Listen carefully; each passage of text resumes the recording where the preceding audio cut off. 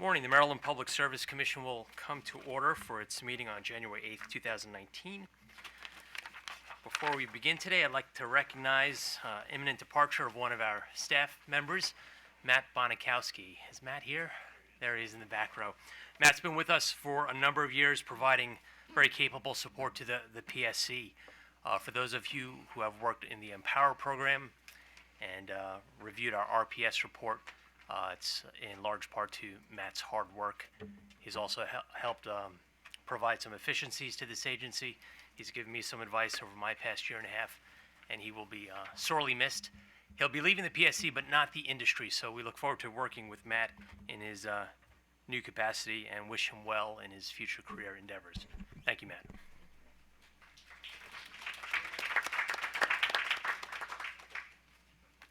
With that, we have meeting minutes to approve for the December 18th, 2019 meeting. All in favor? Aye. The minutes are approved. Mr. Secretary, the consent agenda. Mr. Chairman, there are 5 items on today's consent agenda. Item number 1 is a notice of discontinuance from Talk America Services. Item number 2 is a petition to cancel or abandon the license of Life Energy. Item number 3 is an application from Cobiana LLC for a license to supply electricity or electric generation services. Item number 4 is an application from Cobiana for a license to supply natural gas or natural gas supply services. And item number 5 is a negotiated contract from Sandpiper Energy, Inc. Thank you. Do the commissioners have any questions on these items? Yes, Mr. Chairman, I have a question on item number 2. Is there any, Mr. Mosier?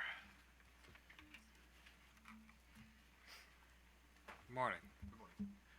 So Life Energy just obtained their license in 2016, and I was curious if they gave any reasons for why they wanted to request cancellation.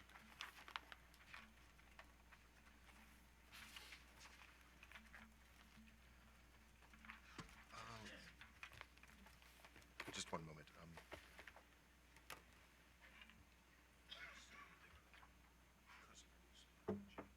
Kevin Mosier with staff. They sold their customer list to NRG. Okay. All right. Fair enough. Thank you very much. Actually, since you're up there, I was kind of curious. Did they, the 252 customers, were they all taken care of okay? It just seemed like it was left kind of hanging there as far as the narrative went. Yes, all the customers have gone. We essentially waited to send through the cancellation until the customers had all been fully moved over, so they have no customers. Okay, and I was just curious why, if they bought all the customers, why these 252 were left behind. Was there some particular reason why, again, if there was this acquisition of customers, why certain were culled out to not be acquired? Yeah. If you don't know that, that's No, fine. I'm not sure. I Okay. can get back to you if you'd like. All right, thanks. With that, is there a motion? Yes, Mr. Chairman. For item number 1, I'd move we note the filing. For item number 2, I move that we approve the cancellation request. For items number 3 and 4, I move that we grant the company a license to operate as an electricity and gas supplier in Maryland, limited to broker services for the customer classes and service territories applied for and recommended by staff. Direct the company to provide marketing and training materials specific to its Maryland operations to the Commission staff 30 days prior to utilization of the materials in Maryland. And direct the company to file notice with the Commission within 30 days of any changes to the information in the application. And for item number 5, I move that we accept the negotiated contract for filing under rate schedule NCR, or negotiated contract rate. Thank you. All in favor? Aye. The motions are approved. Mr. Secretary, the administrative agenda. Mr. Chairman, item number 6 on the administrative agenda is a request from Bulldog Solar One LLC for a waiver and extension of a community solar pilot program operational deadline. Morning, Mr. Chairman, Commissioners. Annette Garofalo on behalf of Commission staff. Bulldog Solar One LLC is seeking a waiver of the operational deadline under COMAR 2062-0304C from February 18, 2020 to September 1, 2020 for its Year 1 community solar energy generating station located in the BGE service territory. Applicant's operational deadline will expire February 18, 2020.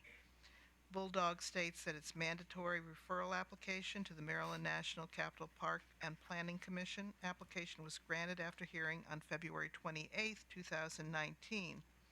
Applicant had planned for commercial operation date of January 15th, 2020. However, after obtaining the majority of ministerial and required county permits, Bulldog states that the county has required several unexpected additional permits, including an archaeological survey and steep slopes, erodible soils analysis, as well as a right-of-way dedication. Applicant stated in its letter that it expects these permits to issue on December 23rd, 2019, after which the requisite fine grading permit and building permit may issue. These aren't quite complete, but there are people here who can give you the details on that. According to applicant, this additional permitting time requires applicant to revise its estimated commercial operation date to July 2020. Applicant states that to allow for these delays in winter weather during construction, a revised deadline of September 1 is required. In light of the permitting problems involved, staff recommends an extension of applicant's operational deadline to July 31, 2020. Thank you. Thank you, Mr. Chairman, Commissioners. David Bugelmans on behalf of Bulldog Solar One LLC. I have with me Jack Kopis and Bruce Wilson from SGC Power, the developer of the project. They're here to answer any questions about the project's development schedule. As the Commission is aware, and as Mr. Offler just summarized, staff has recommended adjusting the operational deadline for this project to July 31st, 2020. As Bulldog indicates in its waiver request, commercial operations are expected in July 2020.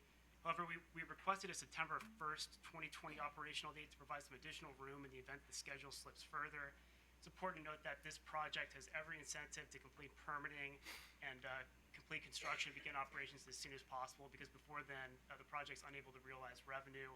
The requested September date is merely to provide some flexibility in the event the expected operational date slips further.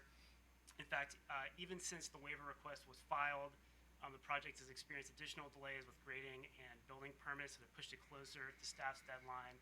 And then finally, as a quick note, it does appear as if the Commission will be amending the program's regulations to effectively double the permitting time available to projects.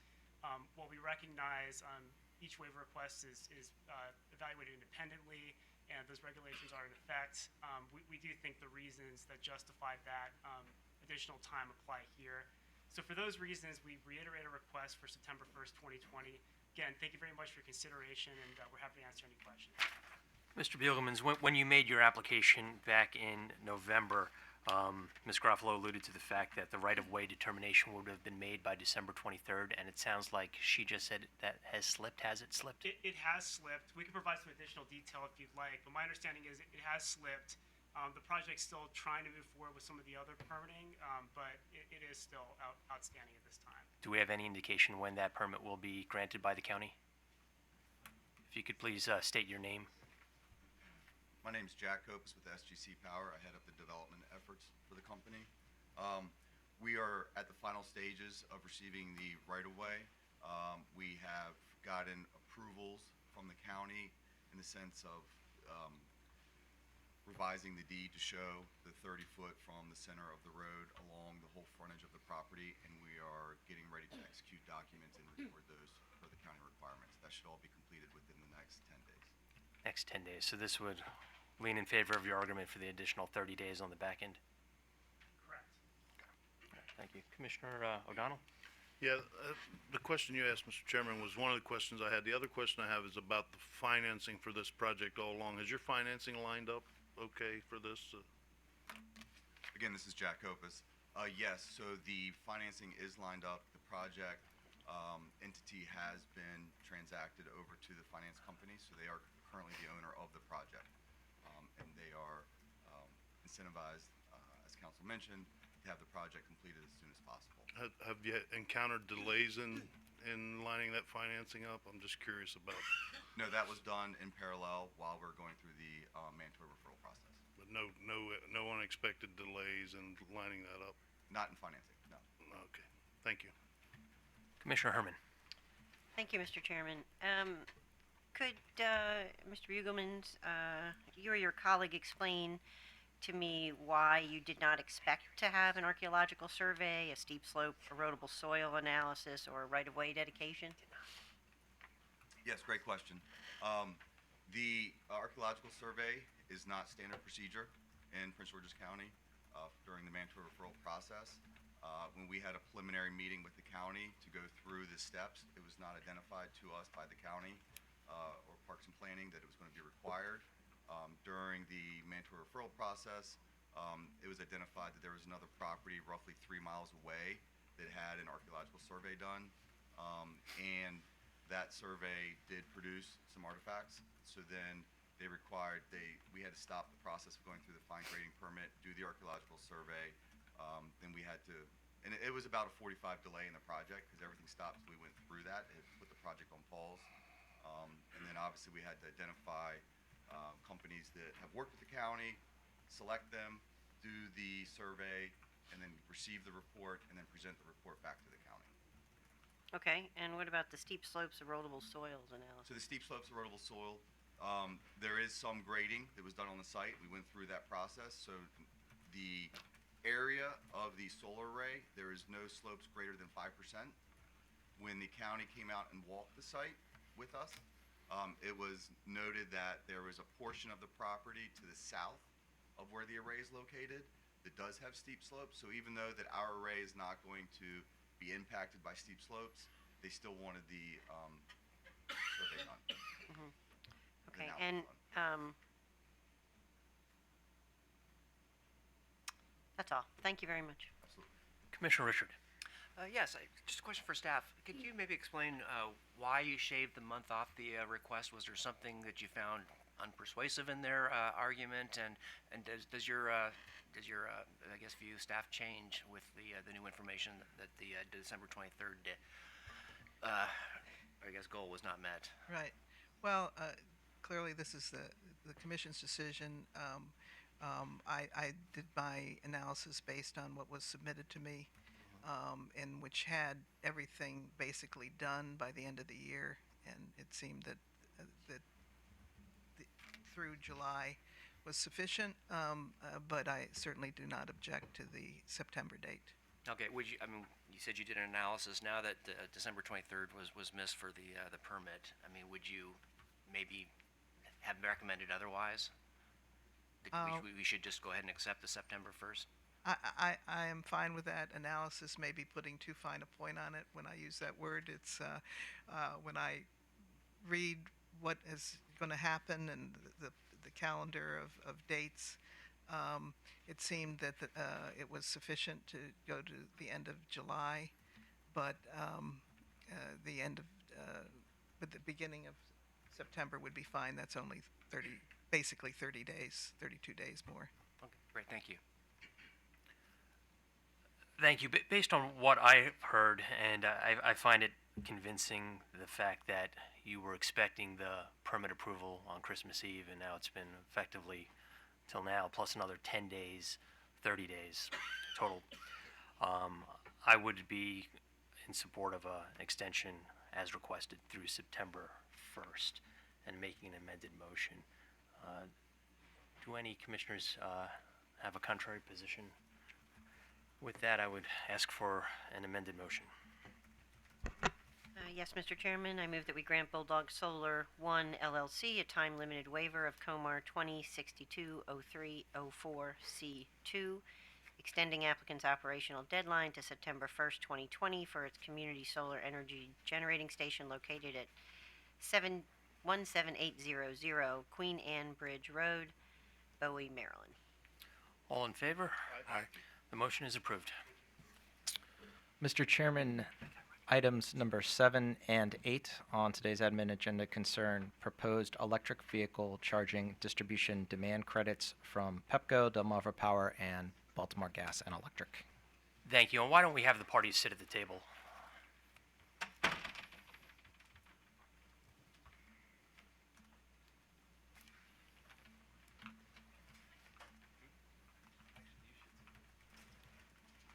And let's save one seat for Mr. Bugelmans, who I believe is coming back.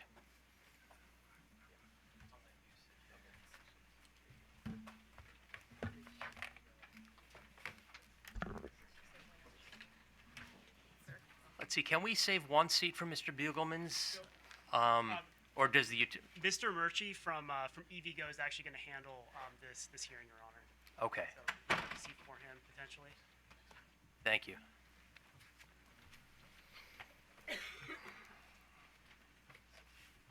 We last discussed this related item on the June 19th, 2019 meeting, and we're picking it back up today. Mr. McAuliffe. Good morning, Mr. Chairman and Commissioners. Drew McAuliffe on behalf of staff. On November 14th, 2019, Baltimore Gas and Electric, and on December 5th, 2019, Delmarva Power and Light and Potomac Electric Power Company submitted tariff filings to comply with Commission Order 88997 issued in case 9478. In compliance with Order 88997, the company's proposed tariffs reduced the distribution demand charge by 50% of nameplate charger capacity for all qualifying Level 2 and/or direct current fast chargers for non-residential customers. However, this compliance filing differs from the original proposal accepted by the Commission under Order 88997 by proposing to expand the demand charge reduction to all non-residential EV charging stations rather than only workplace, fleet, or multi-unit dwelling chargers. The company's proposal to expand the definition of qualified customers enables public charging stations to receive the demand charge reduction. The expansion of the qualified customers may have effects on intra-class subsidization, revenue collection, and costs.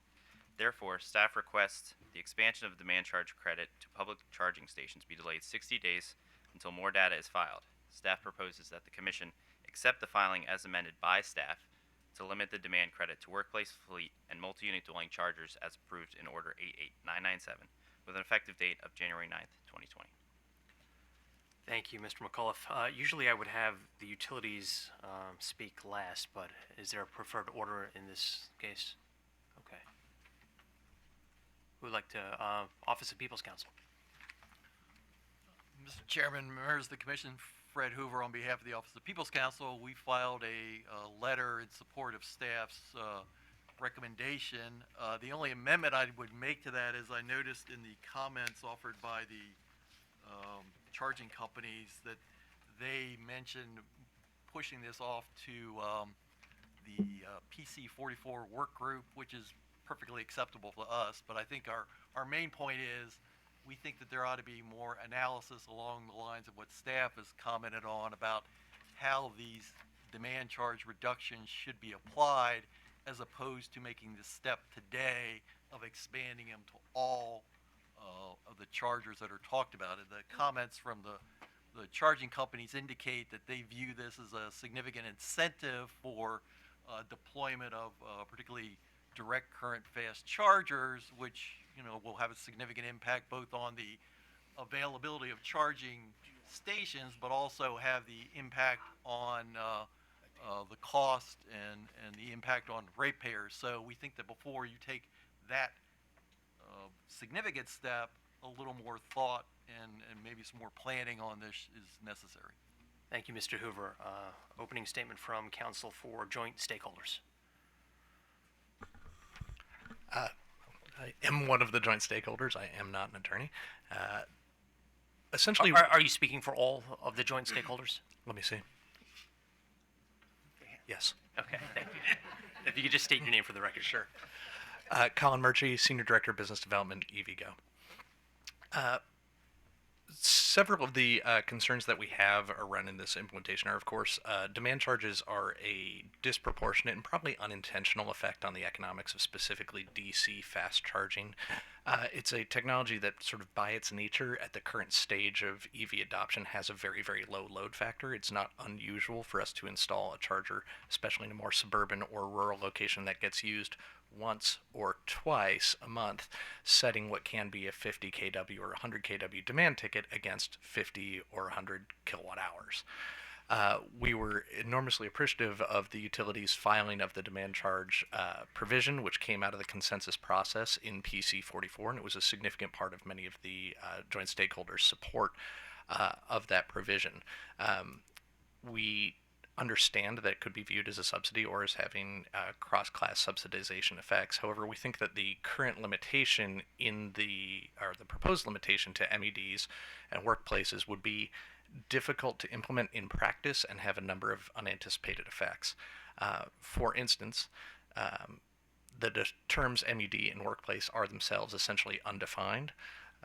Many DC fast chargers in practice serve primarily MUD customers, people who do not have a driveway, people who do not have a garage. However, the siting of the DC fast charging that is serving those customers may be at a retail location or at an apartment with first floor retail or at a retail location, which, while technically a workplace, may not be considered as such.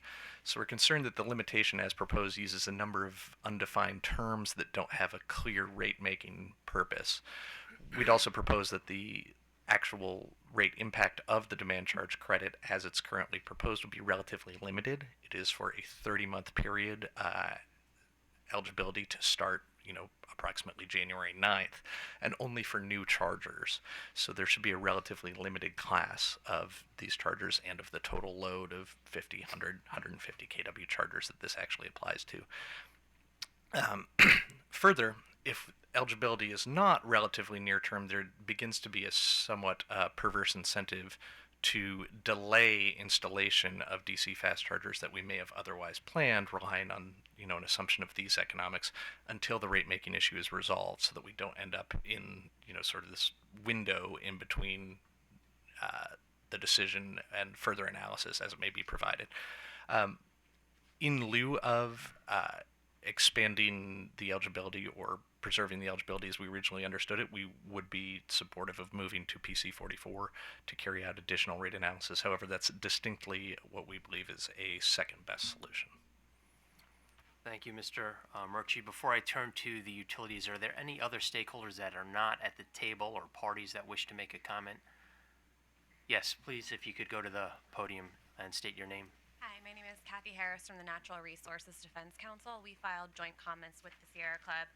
Obviously, I cannot speak for the Sierra Club, but I just wanted to come here today to say that we appreciate this effort to address the barriers that demand charges pose to siting and operation of DC fast chargers. But time-limited DC fast chargers are demand charge credit reliefs are just a stopgap solution, and do not kind of address the underlying issue that demand charges pose to a lot of different charging station companies and different site hosts for these chargers. And so we believe that demand charge relief is not a viable long-term solution to overcoming the demand charge rate. So we encourage the Commission to initiate a process for some long-term sustainable solutions. And as we go into more detail in our comments, we recommend that the Commission require utilities to propose new rates to provide sustainable solutions, and then also require utilities to submit strategic plans that integrate EV load to maximize potential benefits.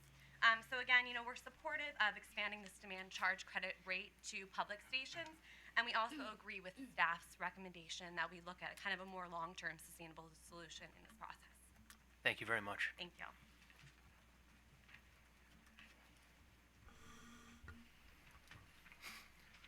Hello. Good morning. Oh. Hello, my name is Bob Erdman. I represent EVADC, which is the Electric Vehicle Association chapter of the Electric Auto Association. We advocate for EVs in Maryland, DC, and Virginia. Our members have collectively driven over 3.8 million miles now in the area, electric miles. We organize a lot of events, and we talk to a lot of prospective people. And the reasons, there's a lot of people who are interested in EVs, but the reason they don't buy is either cost or lack of charging.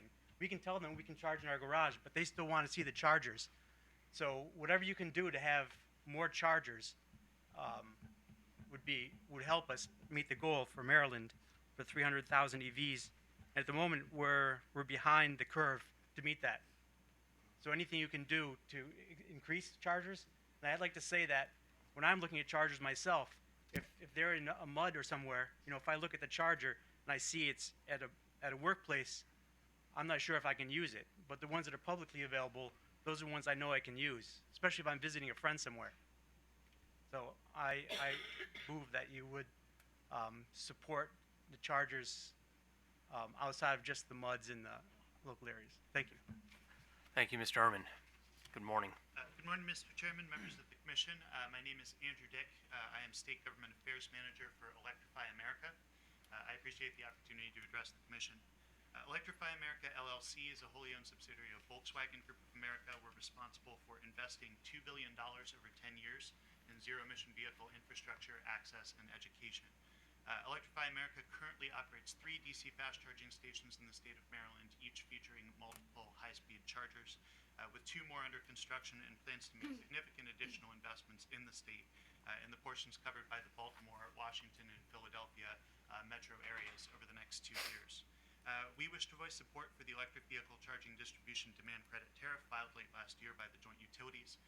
Over the past several months, Electrify America has worked through the PC44 working group to develop the demand charge credit tariff alongside those utilities at the suggestion of the Commission. Demand charges are a critical issue for the EV charging industry, which experiences significantly different load profiles from other uses. In some cases, demand charges can account for 85% or more of a monthly bill for an EV charging station.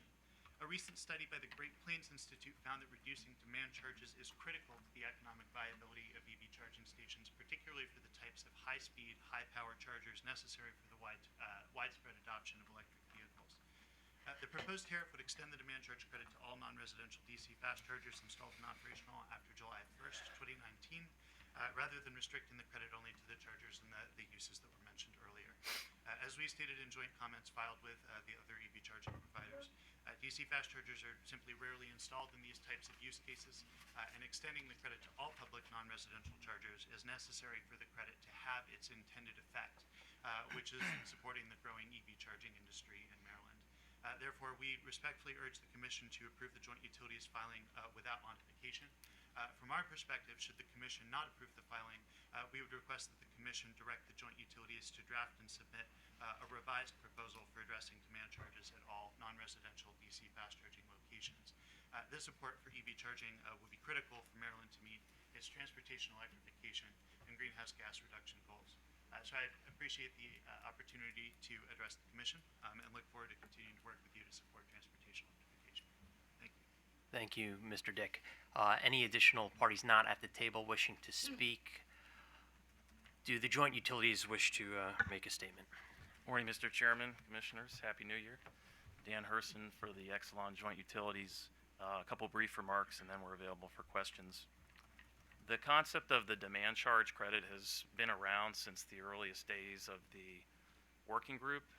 I recall, we're going back almost 2 years now, but Ms. Gillette, when she was leading that effort, this was one of the topics that came up, and the thought was, you may have some non-residential establishments that have a pretty level load in any particular month, but if you attach, a bank of electric vehicle chargers, and in particular the DC fast chargers to that, they could potentially see a real spike in their demand. And given how we calculate the demand charge for a customer, that was told to us to be a primary disincentive for folks actually installing one of these electric vehicle chargers.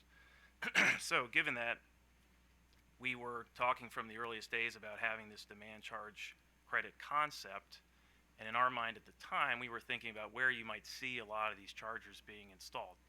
And at the time, we were thinking, well, it would probably be workplaces, it would probably be fleet applications, and maybe the multi-unit developments. We were not thinking about the other commercial establishments at the time, admittedly. So as what you saw in the portfolio that was presented to the Commission originally, you did not have this expansion of all non-residential applications. Subsequent to the submission of the portfolio, though, we were hearing some interesting background and some studies that were cited by some of the charging companies, some of the commercial developers, some of commercial establishments that said, hey, this demand charge credit is really meant to alleviate the issue with DC fast chargers. And DC fast chargers are not necessarily going to be installed at workplaces and fleets and MUDs. Those are more likely to be at the level 2 chargers because people can plug in and charge for longer periods of time. The DC fast chargers are more likely to be sited at places where people want to come in, maybe spend no longer than an hour, and charge up as much as they can, as quickly as they can. So you're talking about retail establishments, travel plazas, places along interstates where people don't necessarily want to spend a lot of time. So we thought they were making some pretty good points, especially given that DC fast chargers are more likely to be located in those areas. The point that was made about some of the issues with how do you define the term workplace or fleet, if you have a mixed residential retail establishment, how are you going to qualify that? Also, given the limited duration of the demand charge credit, no longer than 30 months, we became of the opinion that it was worth offering the expansion to all non-residential chargers, either L2 or DC fast charger. So we acknowledge that we've gone beyond the express authorization in the order. I will say today that if the commission is not prepared to go there, we're fine with accepting the MUD workplace and fleet applications only, making that credit available now and engaging in further discussions with the work group. But given that some of the EV charging companies and other stakeholders brought this to the commission's attention back during the hearing associated with our compliance filing, we thought it was worthwhile, given the concerns raised, to add it to the tariff filing here. So it is an expansion, but we think it has merit and is worthwhile. In terms of the impact that's been raised in the staff and OPC comments, our opinion is a little hard to say with certainty what that would be at this point, because we're not sure how many people would actually apply for this credit or how long they would want to have it in place.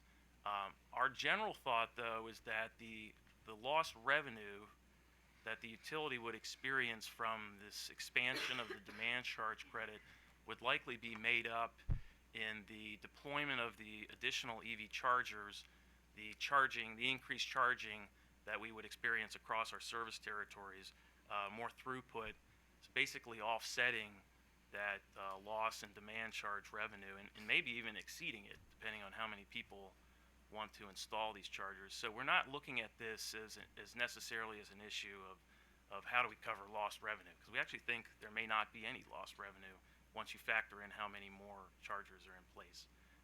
But anyway, I'll stop my comments there.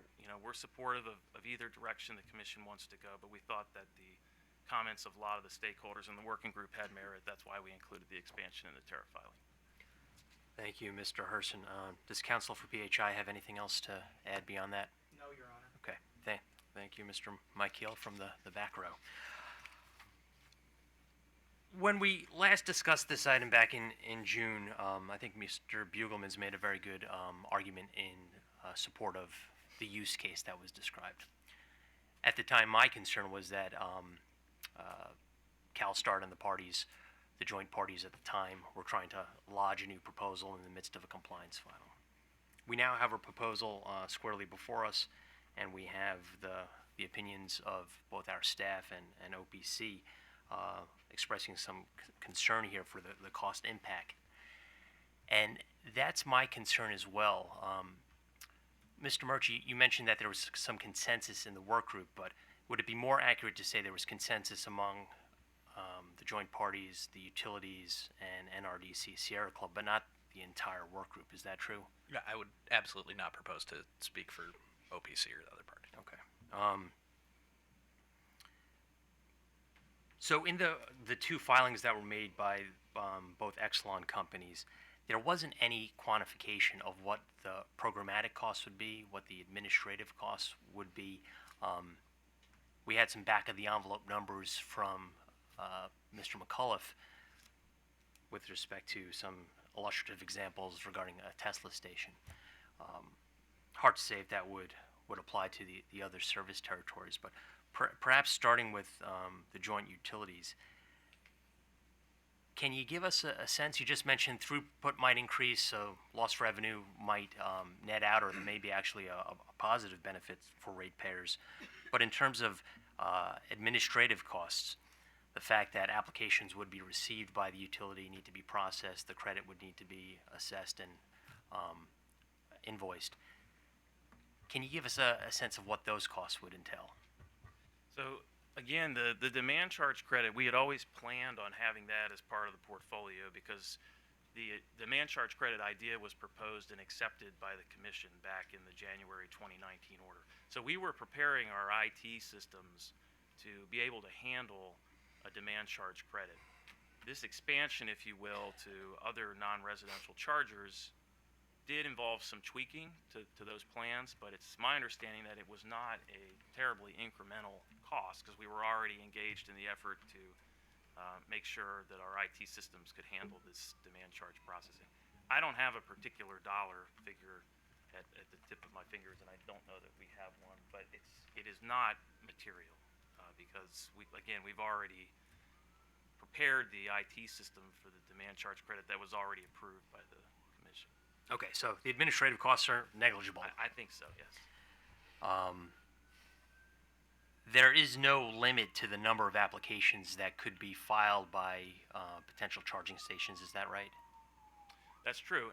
There is no limit. I will point out, and I failed to mention this before, that at least some of the rate classes that this would apply to are actually decoupled. So we wouldn't necessarily have a situation where if you have a lot more revenue coming in or a lot less demand charge revenue coming in, that it would be a great impact to ratepayers because that would all be factored into the bill stabilization adjustment.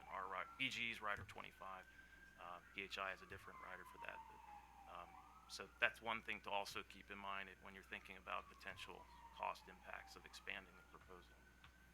But you're correct. To answer your question, there's technically no limit on it.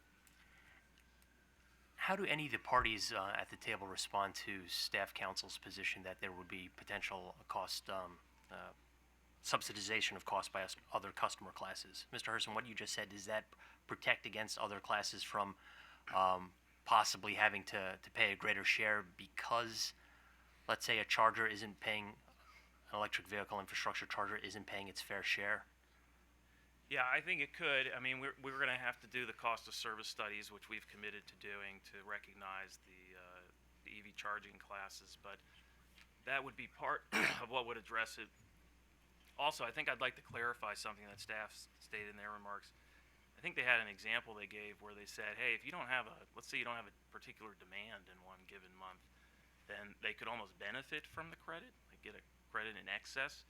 And that is not the intention here. The intention is that you would, if you literally did not have a demand, or you had a demand that was less than 50% of the nameplate capacity of the charger that was installed, you would only get the demand charge credit up to that particular amount. So nobody could make money, if you will, off of the demand charge credit. All right, so this is not a refundable credit. That's correct.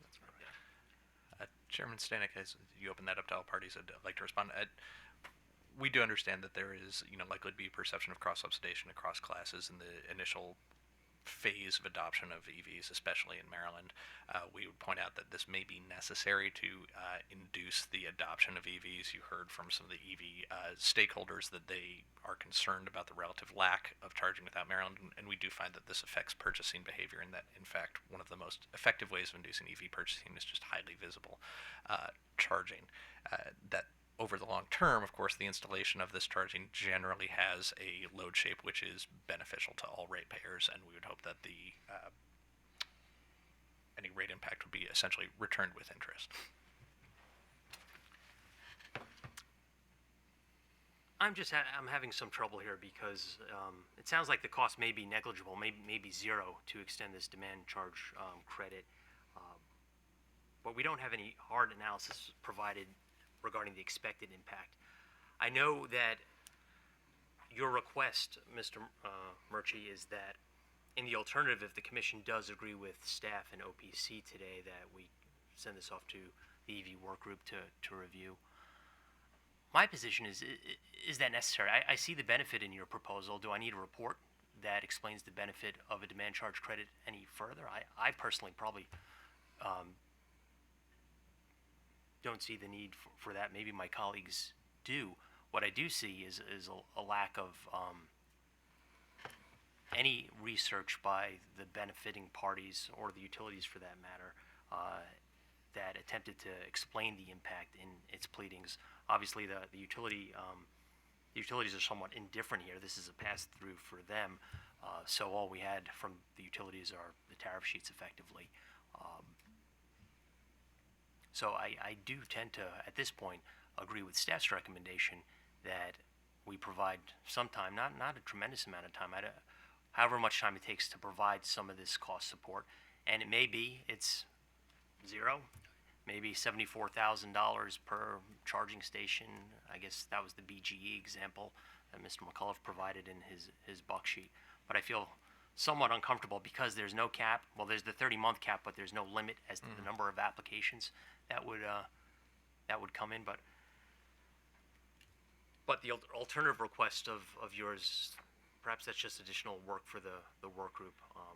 There are other requests embedded in that, and the representative a minute ago from NRDC said maybe we should expand this more holistically for EV charging rates beyond the demand credit. And that might not be a bad idea for the EV work group to consider. But on this point, regarding the demand charge credits, I think a fine case has already been made in support of the credit. I understand, Chairman, and perhaps both things are true. I do believe that a more holistic long-term rate-making exercise is probably in order, especially in a jurisdiction that anticipates and is pushing for relatively high levels of EV adoption. However, I will say that the analysis that we would put in front of you now, if we were to do it responsibly, would have at least two relatively divergent scenarios, a low EV adoption scenario and a high EV adoption scenario, and both of them would just be desktop analysis. If we were to put in place what is ultimately, I think most people expect, a de minimis interim measure, it would actually allow us to generate more data to inform that holistic rate-making exercise. And that would be helpful.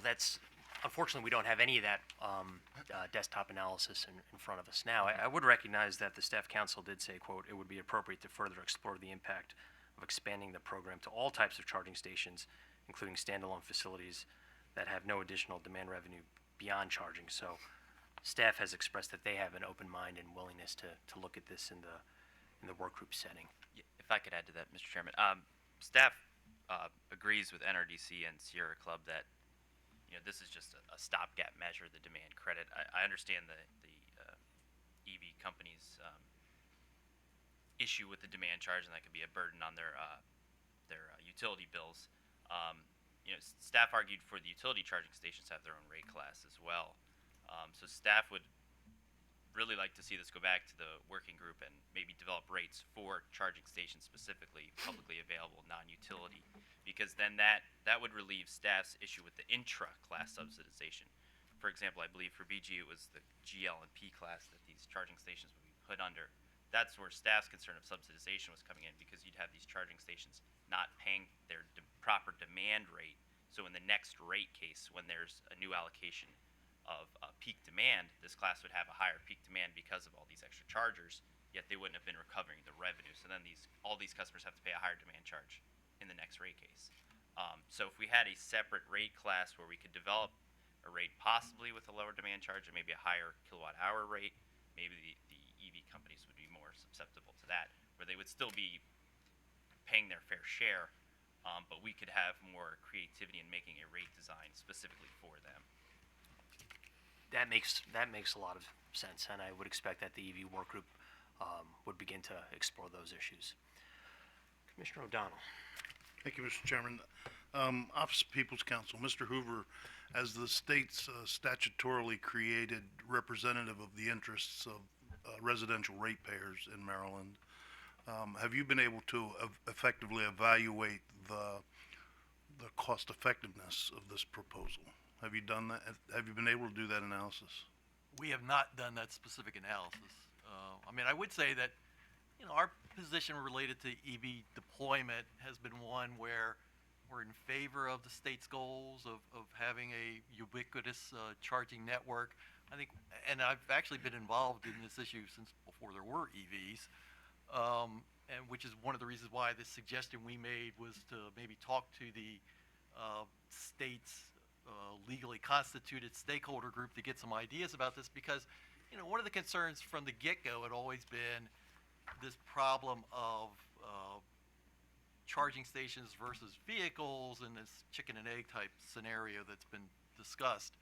And one of the things that we have seen in this is the change in the technology of charging stations. Originally it was just the single, So- plug it into the wall type thing. Now you've got these ones where you can charge up fairly quickly but that has a more significant I appreciate that, Mr. Hoover. I just wanted to know if you were able to evaluate this particular specific proposal from a cost-effectiveness perspective for the residential ratepayers of Maryland. Do you have the data to do that? No, we don't.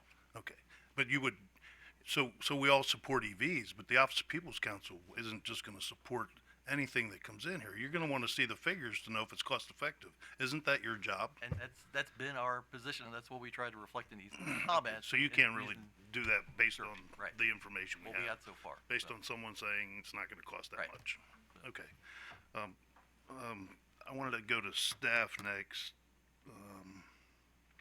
Mr. McCullough, a lot of the stakeholders talked about incentivizing new infrastructure, right?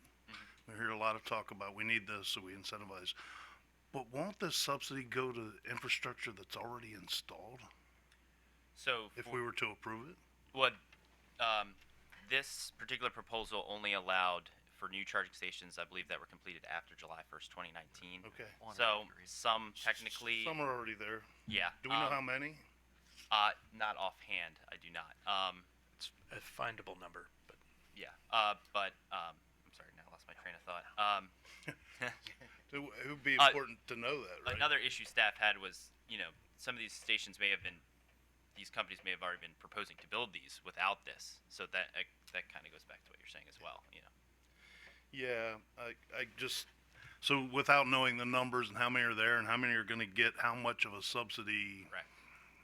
I'm not even sure what the effects of all this is. Right. That's why I tried to give that back of the envelope, Tesla example, because just to give you some idea of what we think may happen, but we have no clue, frankly. I mean, we all want to reach our state's goals. We've all been striving to do that. That's why we have this as part of our PC 44 process.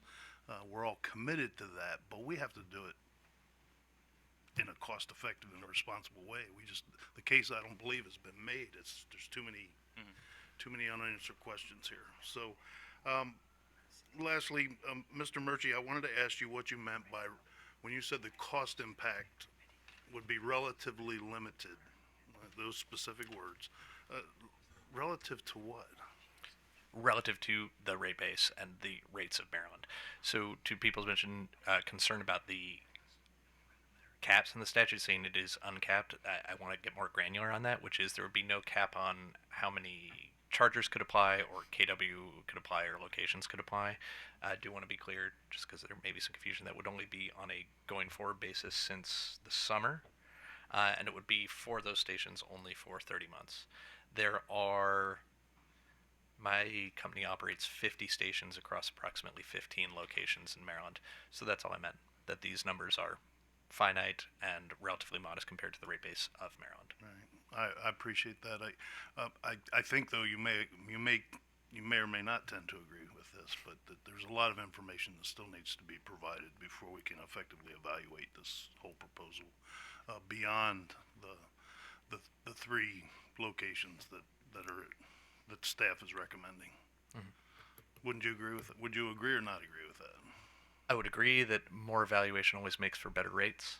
I would say that sometimes that evaluation is best informed by experience. Thank you.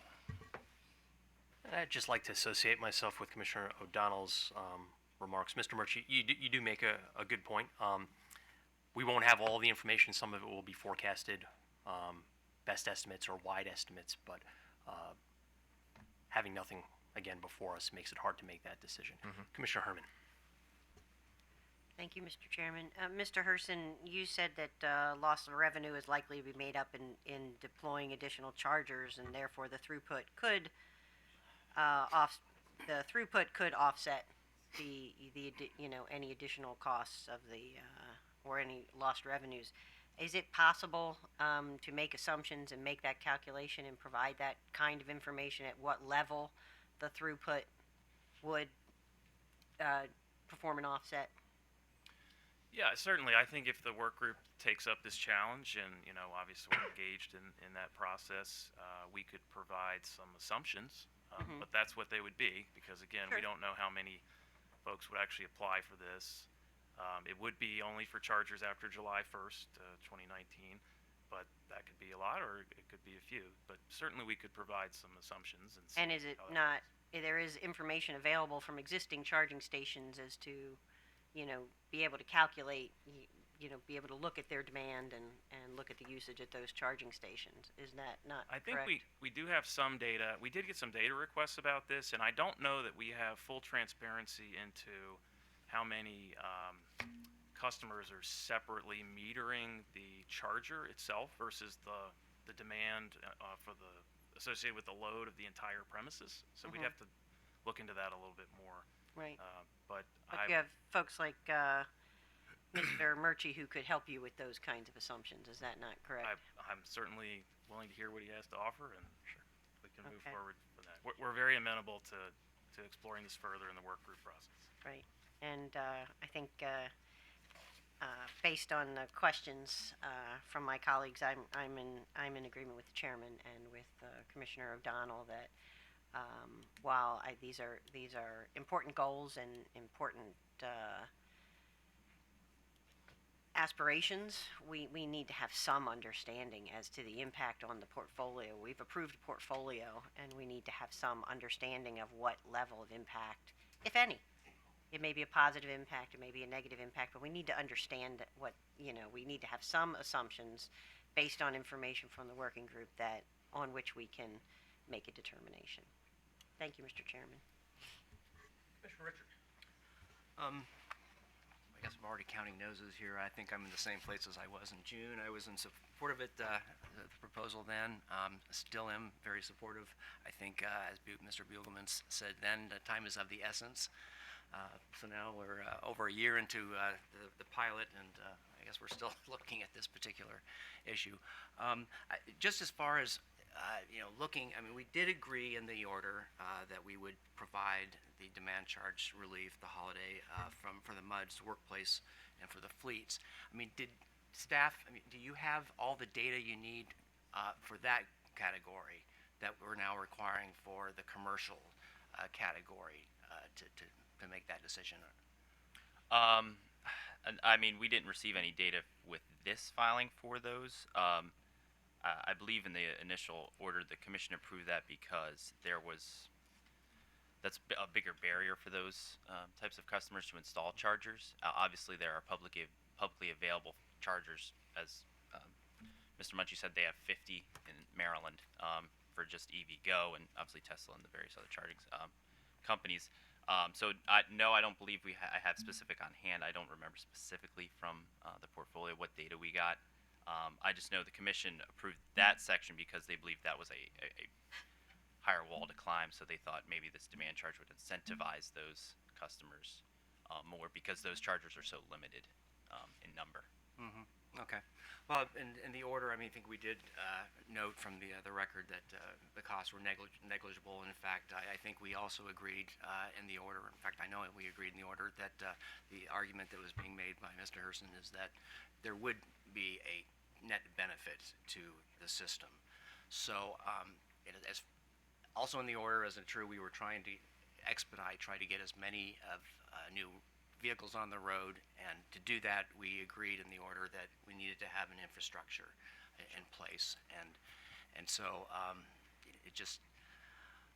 I'm not sure where I'm going, but I'm just very frustrated right now because I can see that we're going to once again kick this can down the road, and wait for this information that we need, which we didn't require for the rest of the demand program. Well, I would say just that the commission did approve the utility charging stations, so that obviously did increase the infrastructure of EV charging stations. But I agree for the private market, we haven't done as much.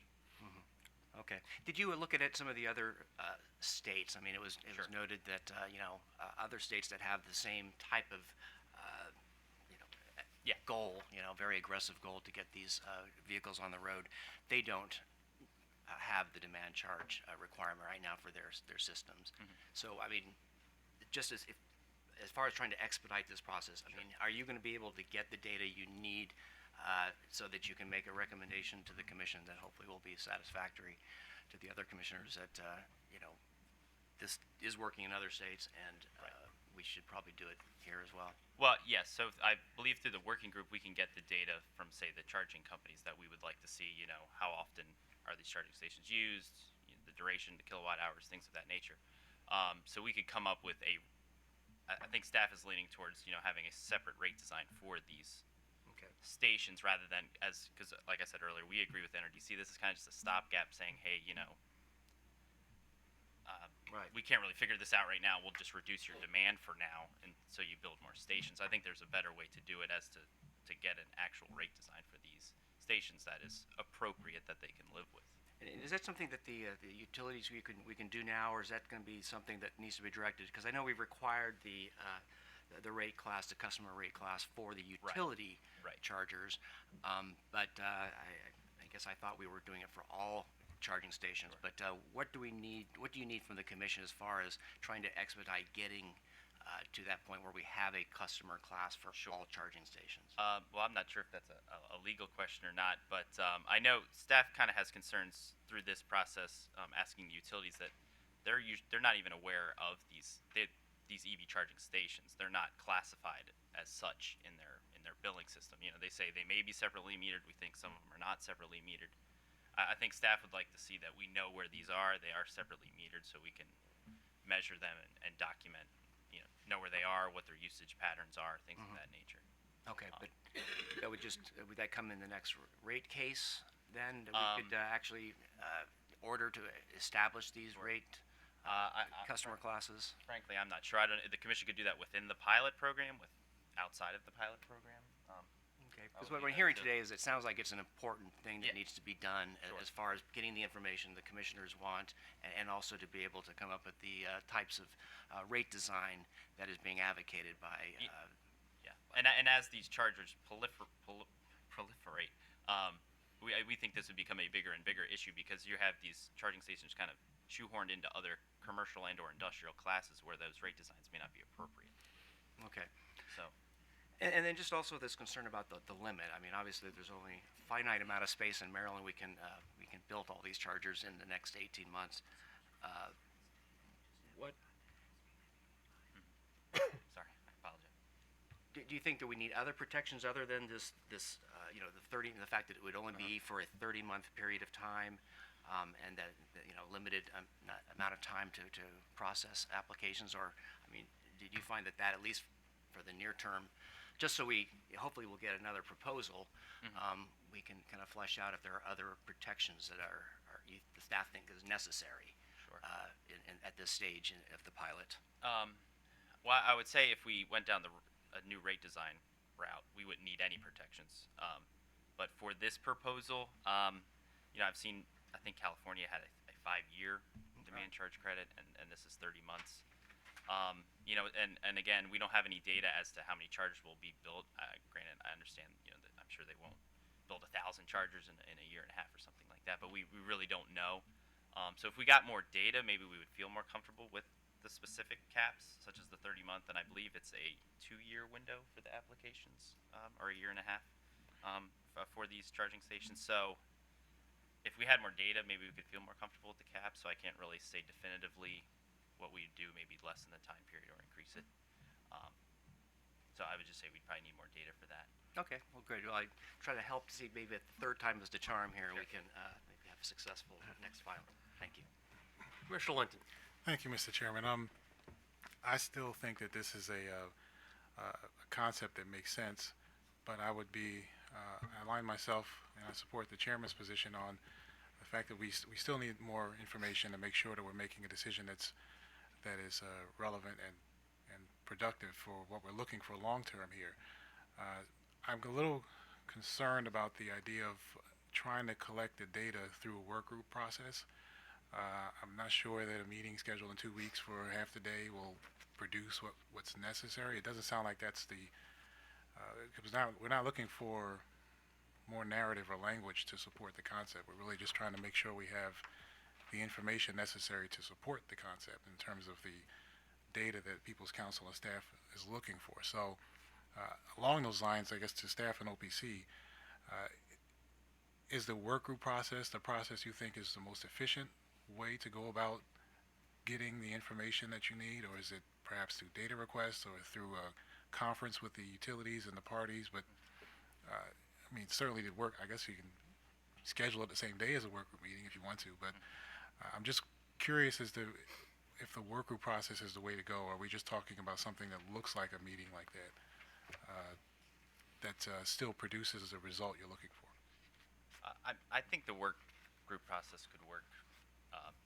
You know, I guess through the bug sheet process, it's hard for, staff can't really ask data requests of the charging companies, through this bug sheet process. So through the work group, as long as, everyone's transparent and applies all the data we're looking for, I think the work group should be able to work just fine. I would agree with his comments. I mean, I think if you have all of the relevant parties within the room, it's probably expedites the process of getting the information and answering some of these questions that the two of us have. Okay. All right. Well, then I'll leave it to your recommendation then. Thank you. Thank you, Mr. Chairman. Thank you, Commissioner Linton. I am optimistic that the parties will be able to share information, particularly amongst the utilities and the charging developers, to provide the Commission with sufficient information of which to make an informed judgment. So staff's recommending that the parties come back in 60 days, but it's with however much speed you could use to undertake, and come back with a fully supported proposal that the Commission will undertake. Do you, final question before we take a vote? Chairman, it's just a note I wanted to put a marker down that during the process of this, what seems like an outcome of being pushed back to the working group to do additional analysis, we may well continue development activities on various infrastructure within the state of Maryland as we have been doing, anticipating a good outcome. I would just ask that the Commission sort of acknowledge that the mere fact that we are continuing development activities, or may even start pre-construction activities, etc., on this infrastructure in the interim, taking, as businesses sometimes do, a risk in anticipation of a good outcome, not necessarily disqualify these stations from whatever, fair and equitable rate we ultimately determine is best. Thank you. And of course, there is business risk out there as you continue to proceed and build out the EVgo infrastructure amongst the state. That's obviously a calculation that your company needs to do, but yes, we are mindful of that as well. Thank you. With that, is there a motion? Mr. Chairman, I move the Commission accept the tariff pages for filing as amended by staff in its comments dated December 31st, 2019, and direct the affected Exelon utilities to file clean copies of their tariff pages with an effective date of January 9th, 2020. All in favor? Aye. Any opposed? The motion carries with no additional business. Have a nice day.